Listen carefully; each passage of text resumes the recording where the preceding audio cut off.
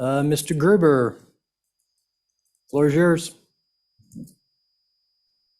Thank you, Mr. Chairman, members of the committee, for the opportunity to speak with you today. My name is Jeremy Gruber. I'm the SVP of Open Primaries. We're a national nonpartisan organization that conducts research and educates the public and policymakers about primary election systems. I'm here to speak in support of Bill Draft 23 LSO 0192, the Alaska model. My comments, though, are focused solely on the sections of the bill related to open nonpartisan primary elections. And I encourage this committee to seriously consider exploring this or any other legislation to advance this important reform. Put simply, nonpartisan open primaries are about core conservative and what I believe truly American values of fairness and competition. And I respectfully disagree with Mr. Lang's description of my article.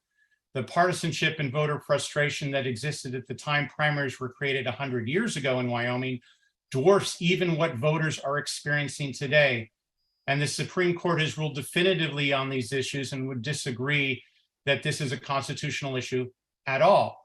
Elections in America have always been and should always be by and for the voters, which is why Wyoming voters created primary elections to put voters, not the special interests, in the driver's seat when it came to selecting candidates in the first place. Today, primary elections are the elections that matter most in Wyoming. It's where all the competition and key decision-making occurs. And in the 2020 Wyoming general election, just by way of example, 60% of races were uncontested and only 5% were competitive. That's not news to anyone, and Wyoming voters have recognized for years that they wanted more inclusive primaries, which is why as far back as 1951, the current system of allowing voters to pick either party's ballot on election day was adopted for the very reason that primaries are taxpayer funded, and every voter who pays for an election should be allowed to participate in it fairly. But that system's breaking down. There's just one party primary that matters in Wyoming today. 94% of voters chose the Republican ballot in the 2022 primary this year for that very reason. But that means that fewer Wyoming voters are actually choosing the candidates that then go through an uncompetitive general election and into office. And that means that these elected officials are only accountable to them. The whole system is not just confining voters, but it's confining our elected leaders. We believe nonpartisan open primaries would bring Wyoming's primary election system much closer to where Wyoming voters actually are.